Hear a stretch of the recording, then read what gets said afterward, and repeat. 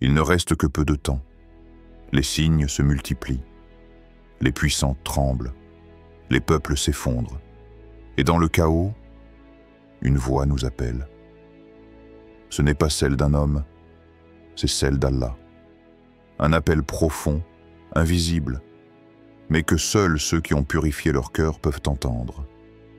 Car avant la venue du mardi, Allah nous met à l'épreuve. Vas-tu y répondre? Ou vas-tu l'ignorer une fois de plus? Écoute bien. Cette vidéo n'est pas une information. C'est peut-être ton dernier rappel. 1. Israël vacille. Le signe que les puissants tombent dans le théâtre de ce monde. Certains croient que les puissants dictent l'histoire. Mais ceux qui regardent avec les yeux de l'âme savent que l'histoire appartient à celui qui la façonne en silence. Allah. Depuis des décennies, Israël s'est imposé comme une forteresse. Ses murs, ses armes, ses alliances, tout semblait le rendre intouchable. Tel un géant aux pieds d'argile, il piétinait Gaza, menaçait la région, regardait les faibles de haut. Les grandes nations applaudissaient, les médias détournaient le regard, et la Oumma, elle, pleurait dans la nuit.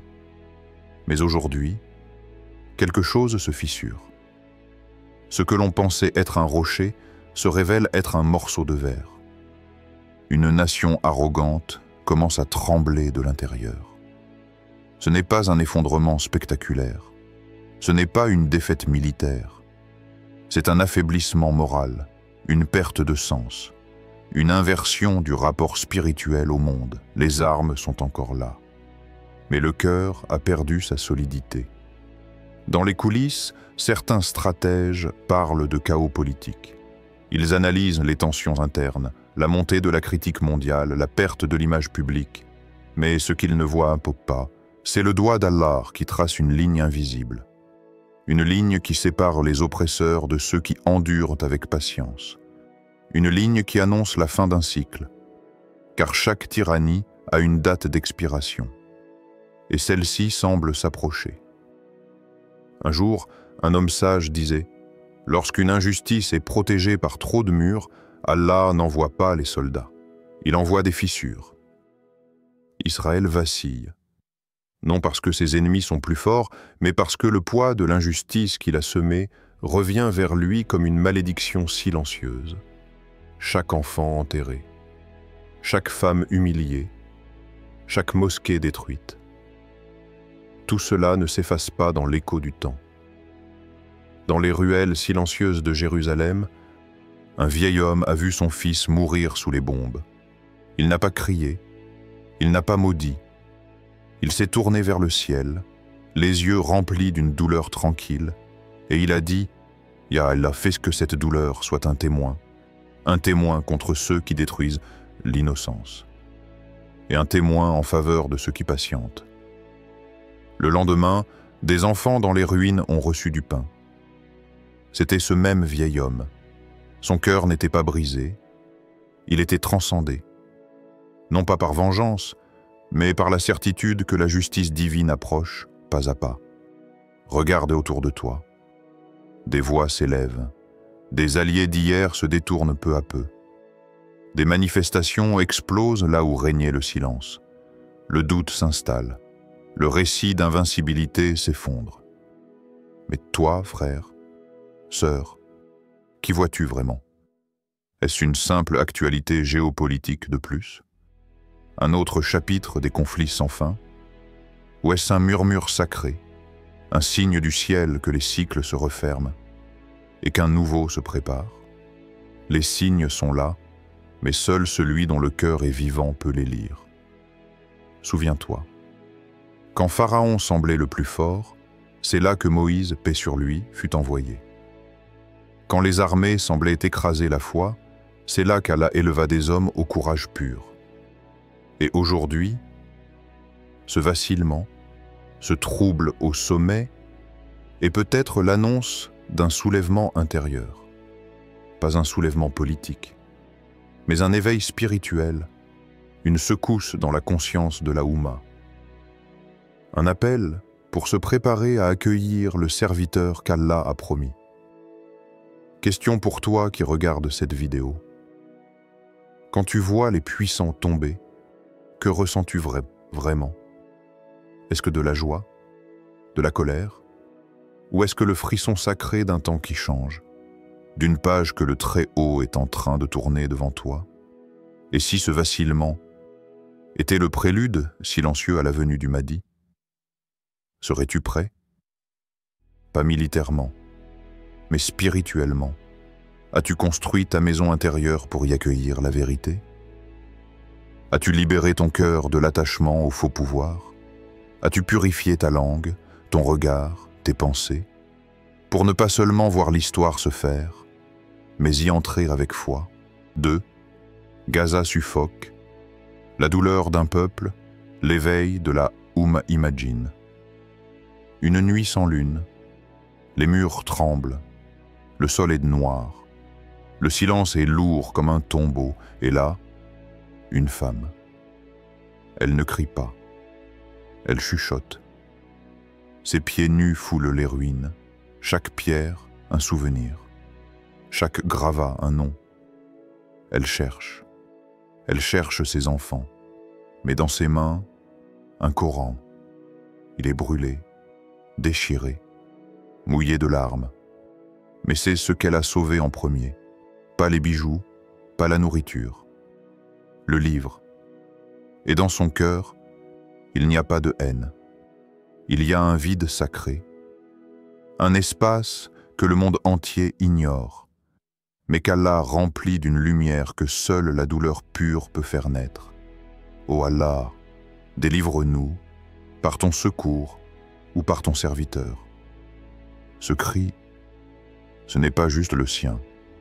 C'est le cri de la Oumma, un cri sans micro, un cri que ni les caméras, ni les grandes puissances, ni les diplomates n'entendent, mais qu'Allah entend dans la nuit.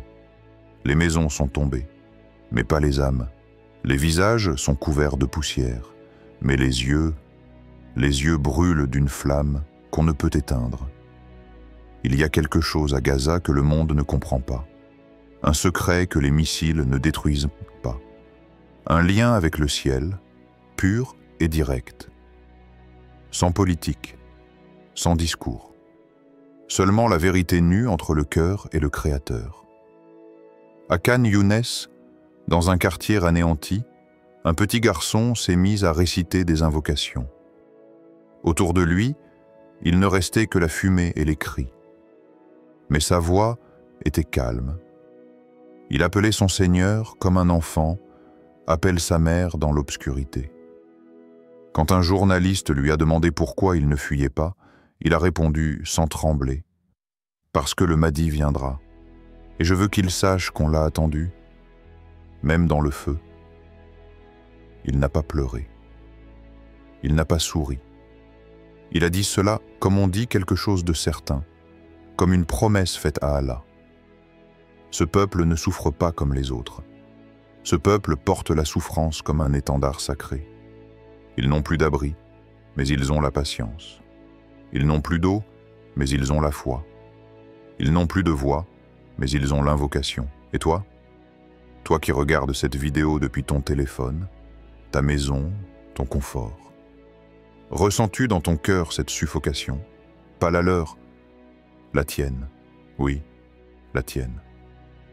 Car lorsque ta Oumma pleure, et que toi tu restes insensible, ce n'est pas elle qui étouffe le plus, c'est ton âme. As-tu déjà pleuré pour quelqu'un que tu n'as jamais vu? As-tu déjà élevé les mains pour un peuple que tu ne connais pas? As-tu déjà veillé une nuit, non pas pour étudier, ni pour t'amuser, mais pour supplier Allah de secourir tes frères? Ou bien, as-tu laissé les images passer comme un film? As-tu dit « c'est triste » puis zappé? Le danger, ce n'est pas de ne pas pouvoir les aider. Le danger, c'est de s'habituer à leur douleur, de regarder sans trembler, d'écouter sans frissonner, de prier sans eux dans tes invocations. La Oumma est un corps, et aujourd'hui, ce corps est mutilé, mais son cœur bat encore. Et il bat à Gaza. Là-bas, chaque ruelle est un chant de prière. Chaque cri d'un enfant est un Ya'alak sincère. Chaque regard tourné vers le ciel est un appel. Un appel au secours, mais aussi un appel au Mahdi, car ce peuple ne pleure pas pour que le monde ait pitié. Il pleure pour qu'Allah entende. Et dans leur silence, il y a une certitude. Le secours viendra. Pas forcément sous forme de trêve ou d'aide humanitaire, mais sous une forme divine, imprévisible, redoutable, une victoire de l'invisible. Et toi, es-tu encore connecté à cette douleur? Ou ton cœur est-il devenu sec, comme ces dunes oubliées par la pluie? Question pour toi, frère, sœur. Quand Gaza suffoque, est-ce que ton âme respire moins bien aussi? Quand un enfant meurt sous les gravats, est-ce que ton cœur se serre? Quand une mère soulève une pierre en hurlant « Ya Rab », est-ce que tes mains se lèvent aussi vers le ciel? Ou bien, as-tu laissé l'habitude t'éteindre? As-tu éteint la voix de la Oumma en toi? Car si tu ne ressens plus la douleur des tiens, comment sentiras-tu l'appel du Mahdi quand il passera près de ton âme? 3. L'ombre du Mahdi. Le guide caché s'approche. Écoute, pas avec tes oreilles, mais avec ton cœur. Le monde est bruyant, mais les signes d'Allah voyagent dans le silence. Le tumulte de la terre cache souvent les pas discrets du ciel. Et quand les nations se déchirent, quand les puissants s'écrasent entre eux, Allah envoie parfois un serviteur, un guide, un porteur de lumière. Mais il ne descend pas sur un trône. Il ne vient pas au milieu des foules.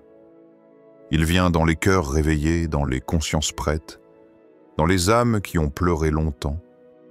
L'ombre du Mahdi, ce n'est pas une ombre effrayante, c'est une ombre douce et noble, comme celle d'un arbre dans le désert pour un voyageur perdu.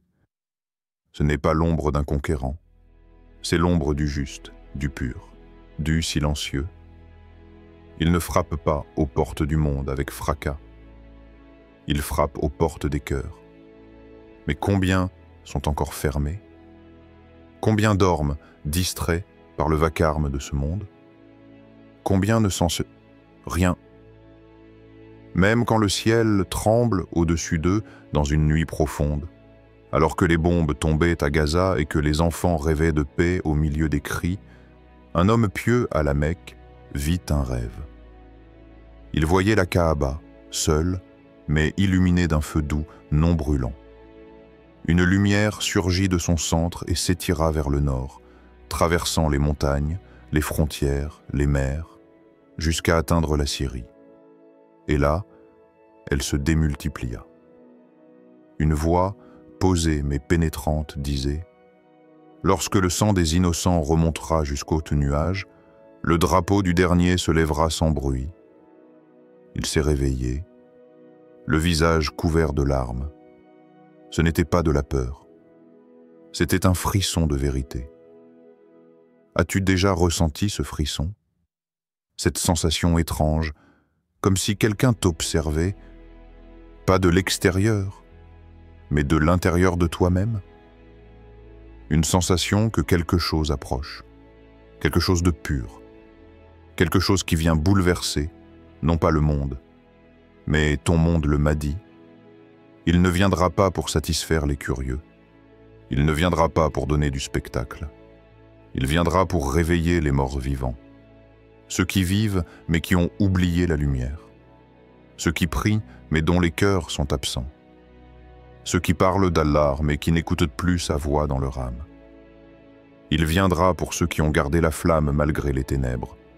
Pour ceux qui ont pleuré dans le silence. Pour ceux qui ont vu le mal, mais qui n'ont jamais cessé de croire au bien et dans ce silence mondial, dans les effondrements d'Israël, dans les ruines de Gaza, dans les crises économiques, dans les tempêtes climatiques, dans la fatigue des croyants. Une ombre avance, discrètement. Elle ne fait pas de bruit, mais elle entre, dans les rêves, dans les prières, dans les coïncidences. Elle se glisse dans les versets récités, dans les soupirs des pieux, dans les larmes des justes frères. Sœur, as-tu senti cette ombre passer près de ton cœur? Es-tu restée figée? Ou ton âme a-t-elle tressailli, même un instant? Car l'ombre du Mahdi ne touche pas les indifférents. Elle ne caresse que ceux qui cherchent, ceux qui attendent, ceux qui se préparent, même sans tout comprendre. Tu n'as pas besoin de tout savoir, tu n'as pas besoin de tout voir, mais tu as besoin de nettoyer ton cœur, de faire de ton âme un espace sacré, de faire de ta prière un appel sincère, car c'est là qu'il passera, pas dans les écrans, pas dans les titres des journaux, mais dans le cœur des éveillés. Et toi, es-tu prêt? Pas prêt à brandir une arme, mais prêt à laisser tomber tes illusions, prêt à rompre avec tes péchés secrets, prêt à vivre pour autre chose que ce monde, prêt à entendre une voix inconnue t'appeler et à lui répondre « Je suis là, j'ai attendu, même dans le feu, même dans le doute, je suis là. » 4. L'appel d'Allah. Il est temps de revenir à lui, ô Allah. Toi qui vois tout, toi qui entends les cris étouffés sous les ruines, toi qui connais les douleurs cachées dans les poitrines de tes serviteurs. Notre Oumma saigne, Ya Rab. Nos terres sont occupées, nos mosquées sont profanées, nos cœurs sont brisés. Mais dans cette détresse, il y a ton rappel. Un rappel subtil, mais plus puissant que tous les discours du monde. Un rappel dans le silence d'une prière la nuit, un rappel dans la larme d'un orphelin, un rappel dans chaque cœur qui commence à battre à nouveau pour toi. Tu dis, revenez à moi, avant que je n'envoie celui qui rectifiera tout. Car l'ombre du mardi est un espoir. Mais toi, Ya Allah, tu es la source de toute lumière. Avant qu'il n'apparaisse, tu veux que nous purifions nos âmes. Tu veux que nos fronts touchent à nouveau la terre. Tu veux que nos langues récitent ton nom, même dans le chaos. Histoire, dans un village oublié de Syrie, une femme pieuse, veuve et seule, lève chaque soir ses mains vers le ciel, pas pour demander vengeance, pas pour demander la fin de la guerre, mais pour dire ceci, Ya Allah. Je ne te demande pas seulement la paix, je te demande de purifier mon cœur pour que je mérite de suivre ton serviteur, le Mahdi. Et chaque nuit, elle termine sa prière en murmurant « Ne me fais pas vivre assez longtemps pour voir le Mahdi, fais-moi mourir avec un cœur prêt pour lui. » Question aux spectateurs. Et toi, mon frère, ma sœur, qu'as-tu fait aujourd'hui pour mériter la lumière du Mahdi? As-tu répondu à l'appel d'Allah? Ou bien es-tu encore sourd, prisonnier des distractions de ce monde? Le juste approche, mais es-tu prête à l'accueillir dans la sincérité, ou seras-tu parmi ceux qui détourneront leur regard? Ya Allah, nous avons entendu ton appel. Nous avons compris que la venue du Mahdi n'est pas un miracle sans prix.